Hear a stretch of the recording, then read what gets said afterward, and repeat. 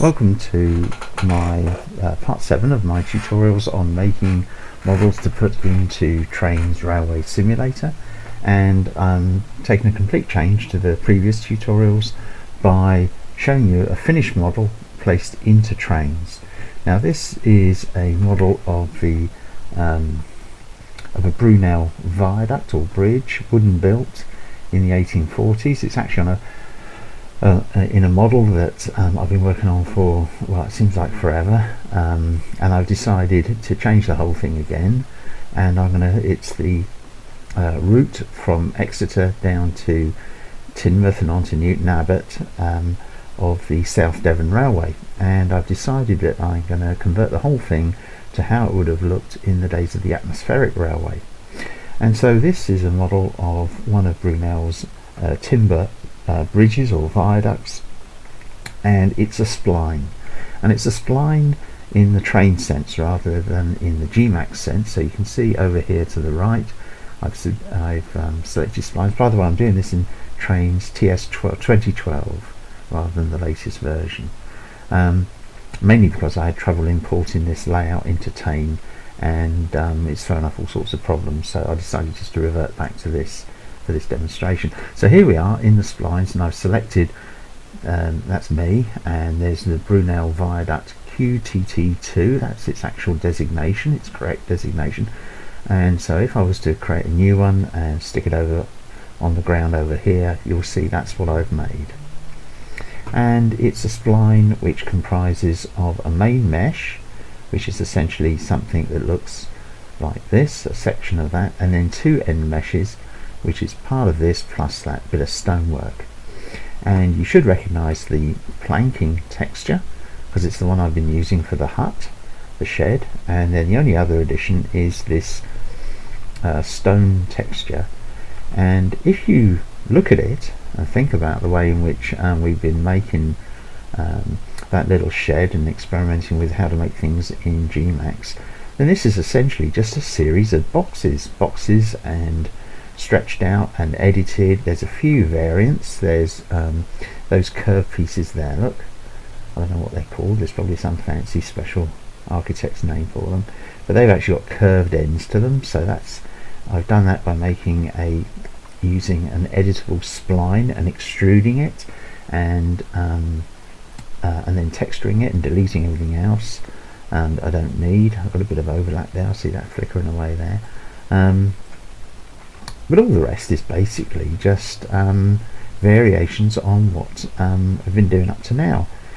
And I've just noticed, swinging around here, that we've got a transparent timber here. Do you see we've got an odd effect there where we're seeing that grid there, and that's this section of the model, so we'll have to have a look at that.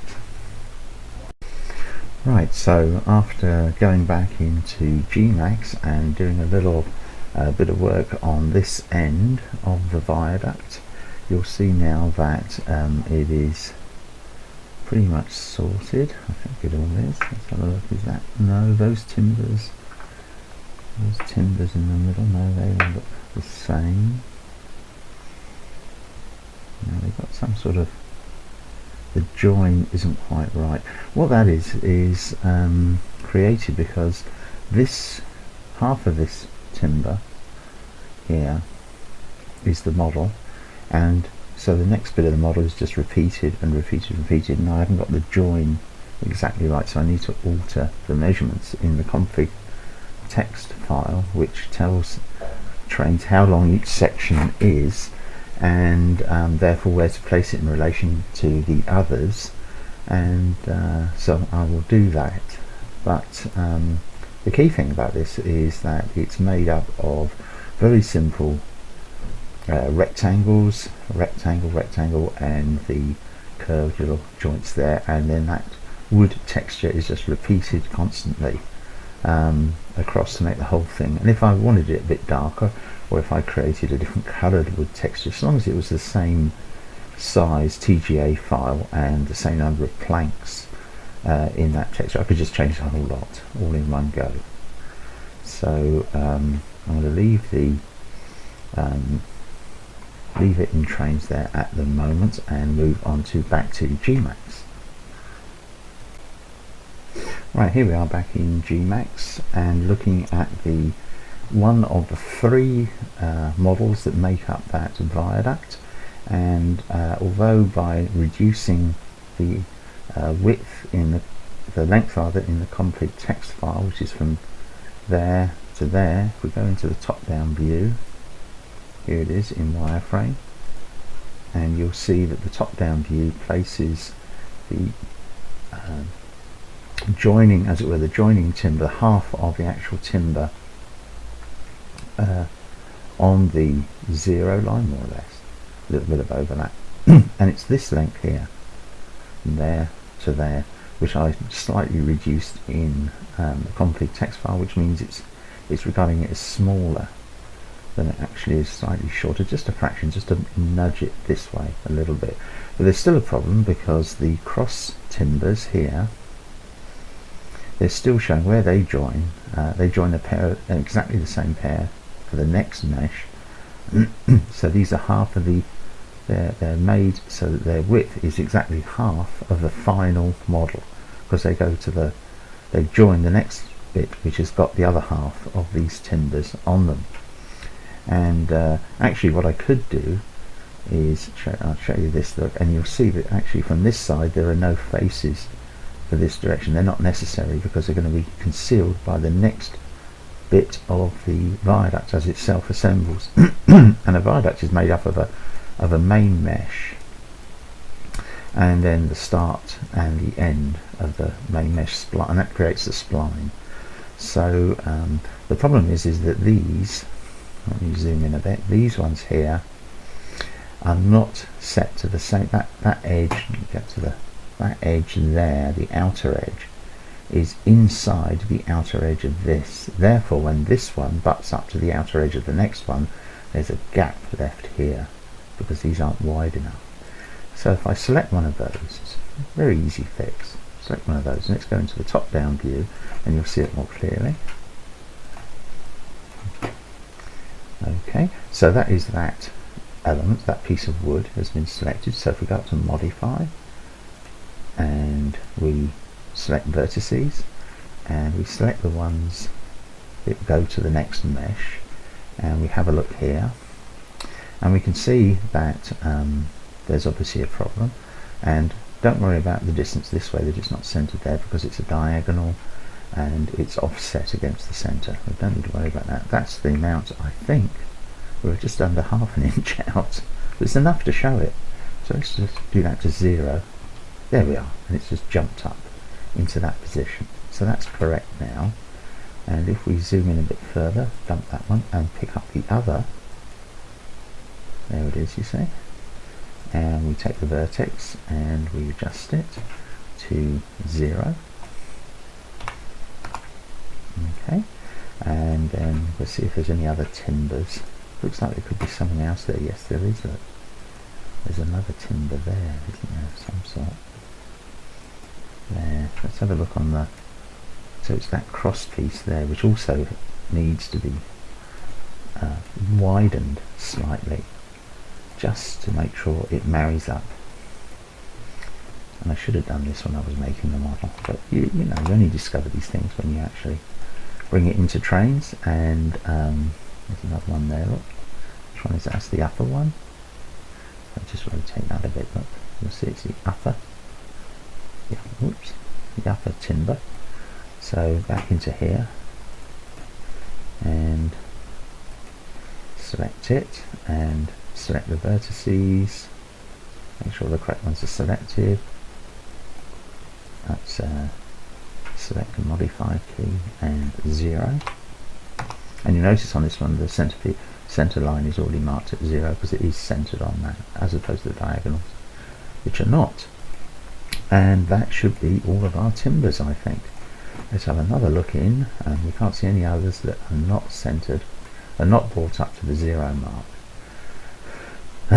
So this is one of 3. As I say, this piece actually is called Mesh Spline Start. So that's the start. When we start the first click in Trainz, that's the first bit that gets put down, and then as we take our extend the spline so extra pieces are added in, and then an end piece is tacked on the end of that, and that's automatic within Trainz. But we'll need to re-export this into our Trainz model, and I'll show you how to do that in a minute. Just while we're here though, let's have another quick look at this. I keep stressing that this is simply a collection of rectangles. I mean, you've got the thingamabobs here. Now, this is something that's really annoying. Sometimes it doesn't right-click the menu, but this is just another rectangle. Can't show you in wireframe for whatever reason. And similarly, these are just rectangles. Okay, so we're going to close that one out, or rather we're going to save it, and then we're going to, I will save an additional copy.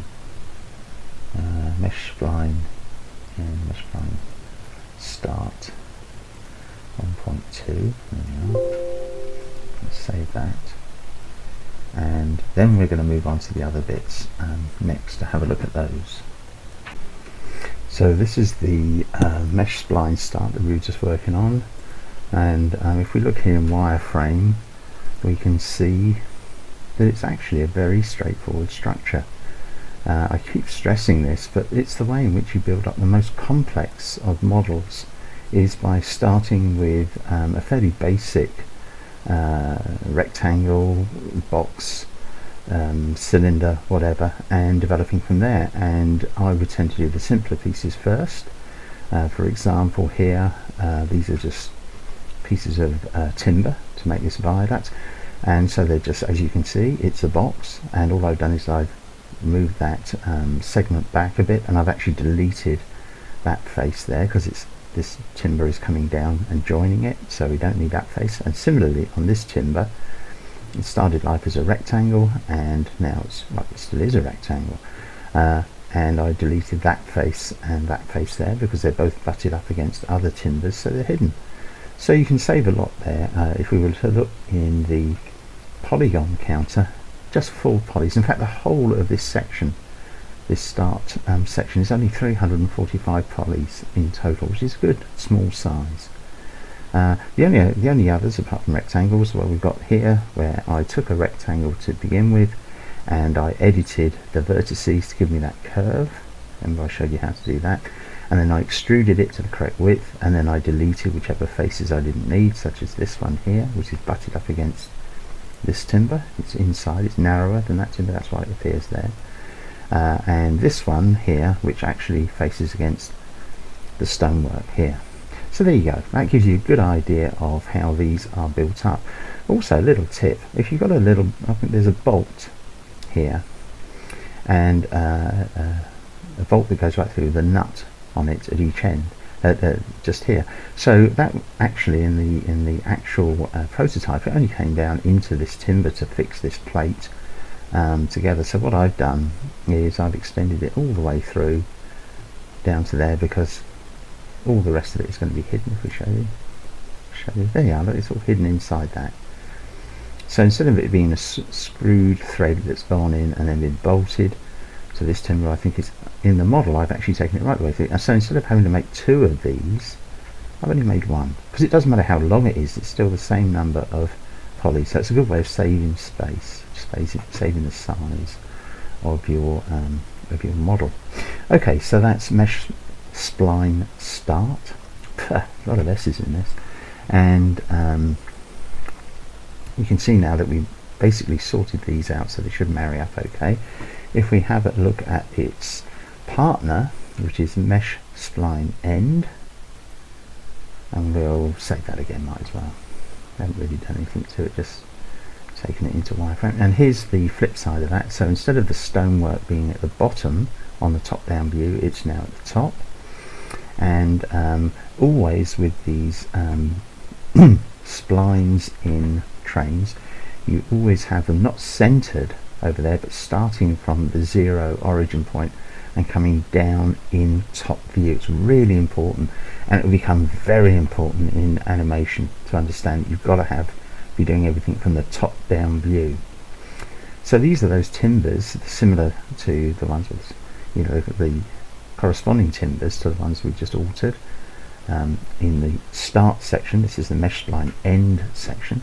So the thing to do there is to make that window nice and big, and have a look and see what we've got. And this is the outermost edge, first one we come to. There we are.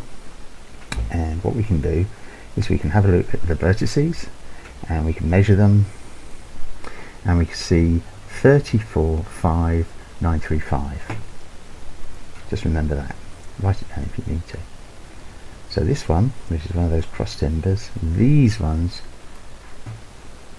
should be 34,5, I can't remember what it was now. 935 is it? Up to here, there, 34,5,935, there you go. So I should have written it down. So these ones here, 34,5,935, 34,5, a little bit there, it's about an extra ½ inch. It's just enough to tidy up these timbers so that they marry up to the next section. I should have done this when I was making it, but I didn't realise I'd done this. 935, but it shows you how you can alter the model as you go and take it into Trainz, and if it isn't quite right, you've obviously got to take it back, or rather you've got to go back into Gmax, into your model in Gmax, and correct it, and then re-export it over the top of the version that you've already got in Trainz, so it just overwrites it. So there we are, and I'll show you how to do that in a minute. 145,935, and that's all of them. Though you can see that's all of them now. There's nothing else there that needs altering. It's all a solid single line. And if we look in the perspective view, again, it won't make a heck of a difference in perspective view. We won't notice any real difference, but we know that it is now correct. Okay. Now there's one other aspect which you will find in when you export to Trainz, which I just want to touch on, and that's all to do with the world config and the way it reads polys and everything like that. The graphics engine reads polys, and that is that sometimes you'll find, as we did with these, that not only are they not quite the right size, but also they're sort of turned inside out, and that was very noticeable when I first installed this into Trainz 2012.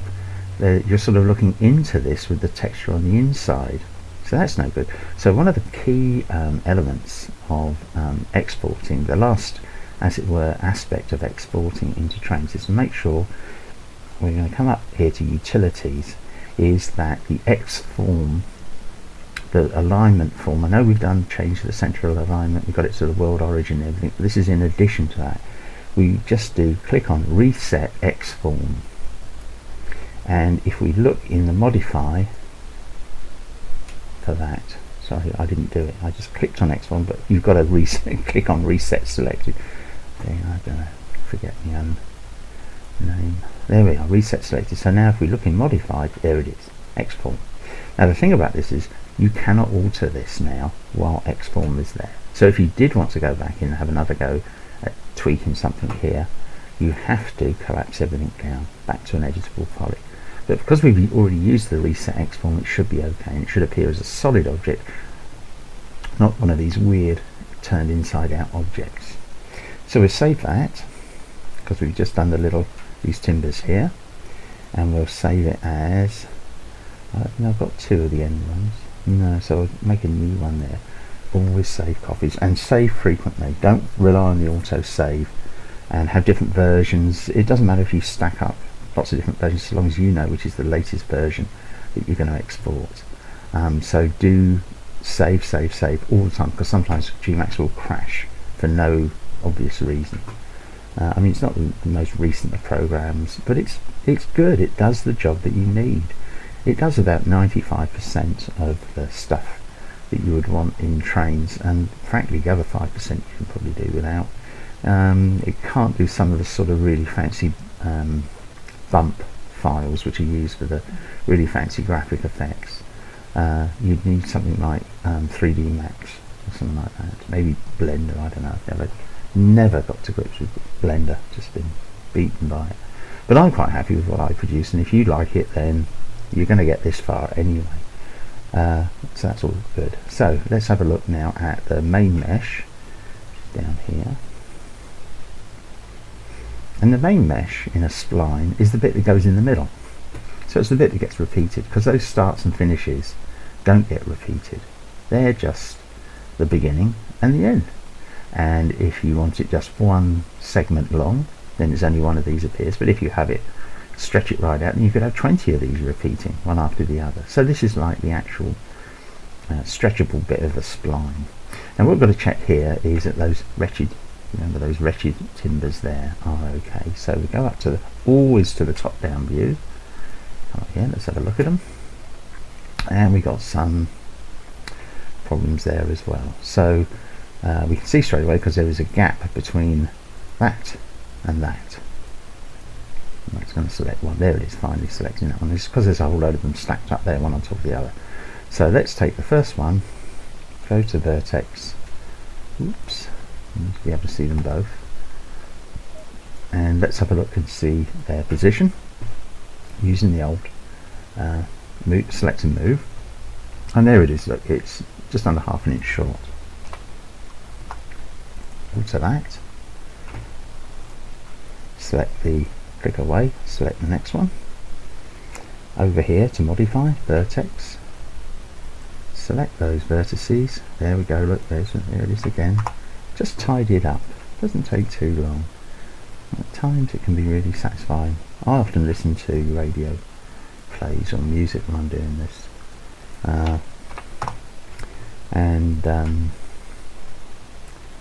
It's a really relaxing thing. I really enjoy doing these sort of things. Maybe it's just my way I get on.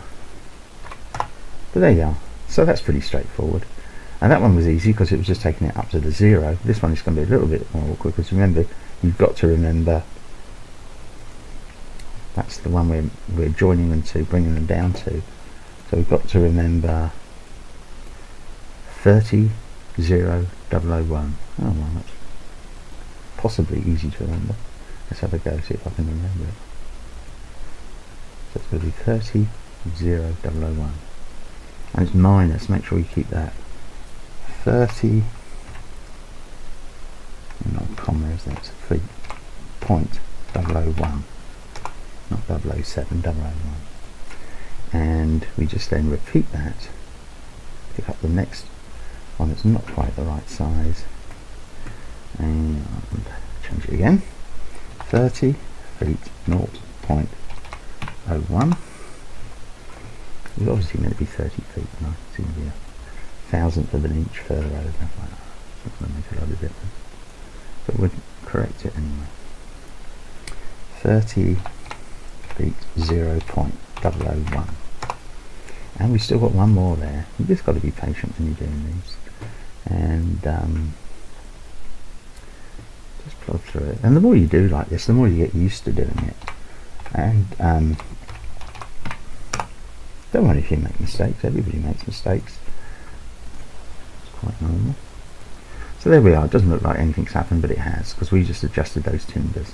So when we put it back into Trainz, then we will see that those little gaps that were existing between in the center of those timbers there should have disappeared, should have closed up. So we're going to save that, and we're going to save it again as the 1.2 version. If it was a really big change, I might save it as version 2.1 and 2.2, even if 2.1 and 2.2 are identical. It just allows you to step back if you want to. Okay, so what about exporting? Well, what you do to export is you make sure you've clicked away from your model, so you're not selecting any little bit of it.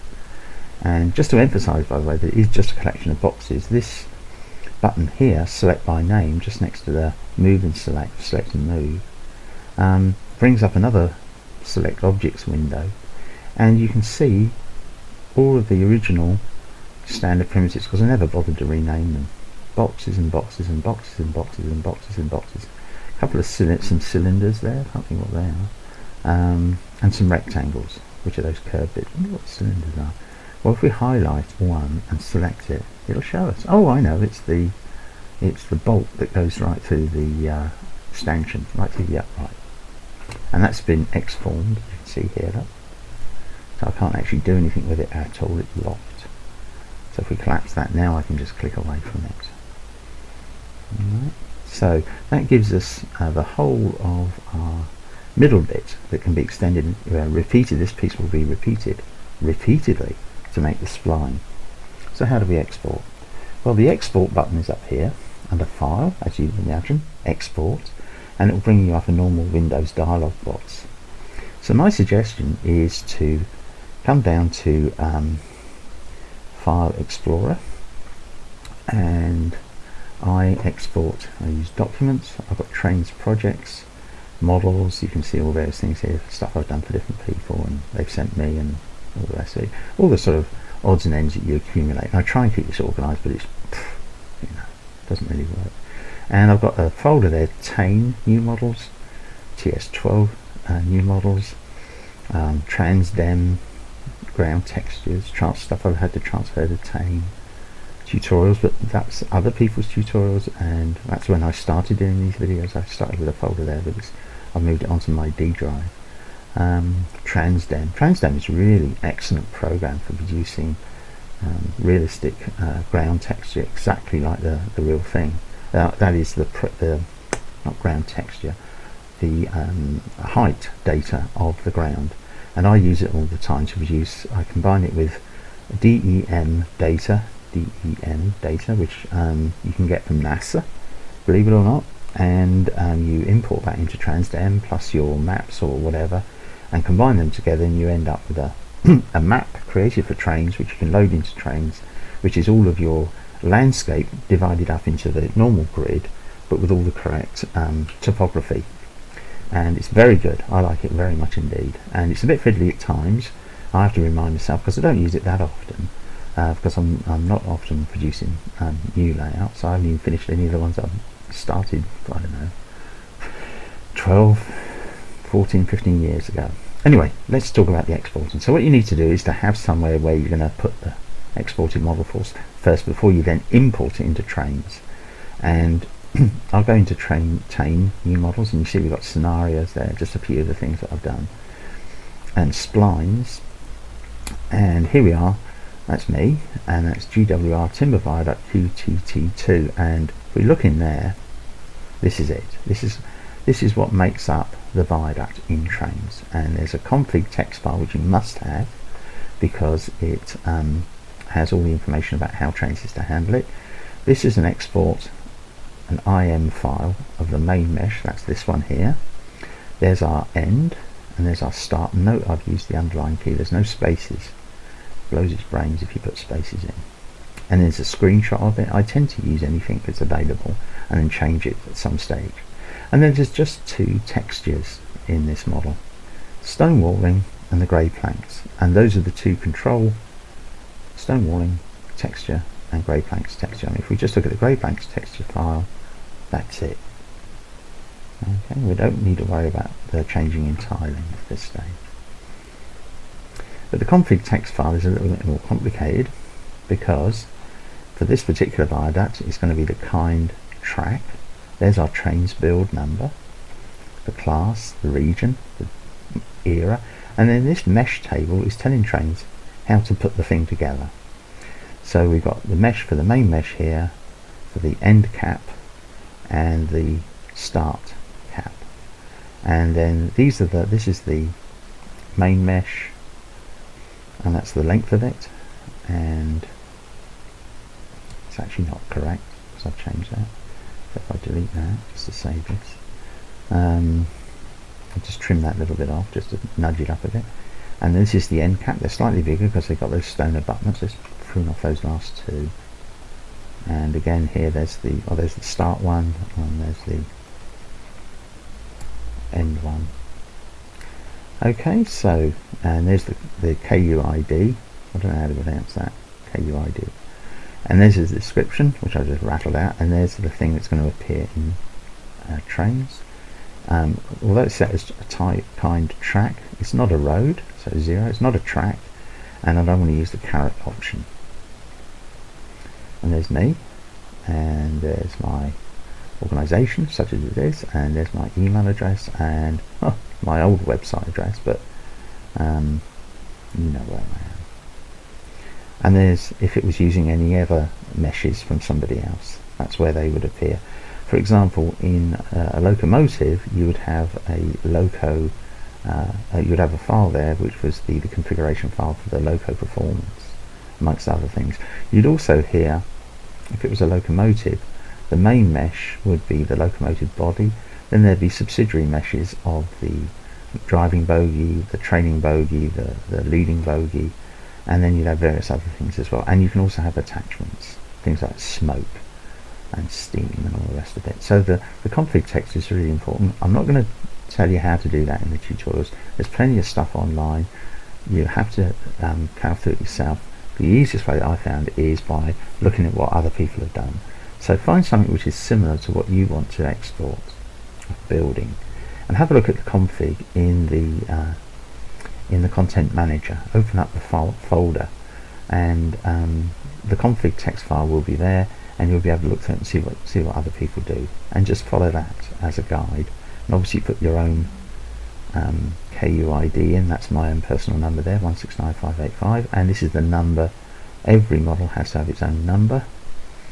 And just to show you how complex that can be, and if you're going to make models, you better start doing this. Models list, and here we are, Excel, and here is my database of models, and it's big.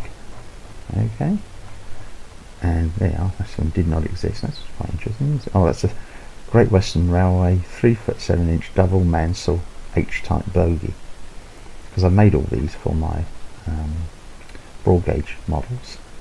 And you can see all these bogies. Oh gosh, there's hundreds of them. Loads and loads and loads and loads and loads. And some of them are still on the old 254127. Now that was Ricky Sykes's number. We started all this together. Unfortunately he died some years back now.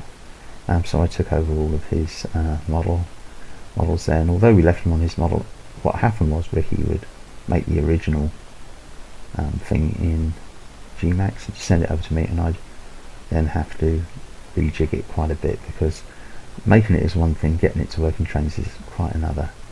And I've also, when I've updated these, I've just left those because they're still on the download station, and I don't want to cause a problem with, you know, what do they call it, heritage models? Dreadful concept.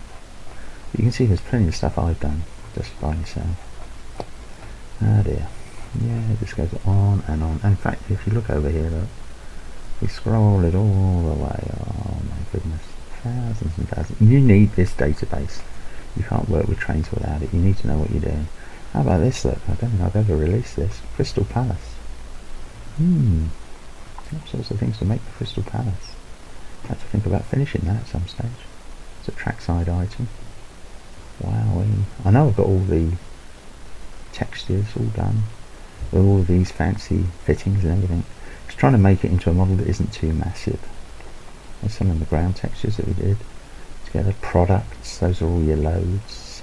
Signals, GWR, disc and crossbar type. Engine specs, I've only done a few of them, don't like them at all, tend to borrow other people. For interiors, you've got to do those with locomotives, and a couple of pantographs though. I've made this South Devon Railway's piston carriage, the atmospheric carriage, I've made that into a pantograph, sort of raised and lower. And I've done one sky. Okay, there we are. So that's enough of that. So let's go back in here. Make sure you've got your main mesh sorted out, and then we can export everything. And that's what I'll start. I'll show you that, how it's exported. What it looks like in Trainz after I've exported it, but it's simply each time you export, and it brings up a standard Windows dialog box and documents, Trainz product. This is probably around the world for a shortcut, but splines, there it is, and there's our main mesh. So to update this one, all I do is I export this to here. So if I save it as main mesh, and I want to replace it, thank you. If you wish to overwrite all existing texture files, always say yes, otherwise it takes forever ploughing through everything that that you've done. And you know it's been exported because this is such an old version of the Gmax and the Trainz export utility but it creates this file as well, a GMW file, a little one. You don't need it, you can just highlight that and delete it. So to finish our exporting, let's load up start. Seems changed, you want to save your change, yes. I should really save that into the other mesh line start 1.1 as well. So here's the main mesh file. So this is the mesh line start export, and it's already come up to where we were. So we go in there, stick it in there. Yes, we do. Just to overwrite yes, and then the end, which we remember we sorted out the timber on that as well. Just load it up. Okay, file, export, end. Okay, and we know that that's correct because it's the only one that's left with yesterday's date. Save, yes, yes. That's it. So there we are. We've exported it, and in the next tutorial I will just briefly show you the what it looks like in Trainz, and then move on to some other aspects of sorting out your mesh. That will just be a short tutorial, because then the one after that, or maybe I'll even start that in the next tutorial, will be all about animation. So real, wild ride. There we are, that's the end of this one. Hope that's been of help, and please subscribe to my channel and get modelling.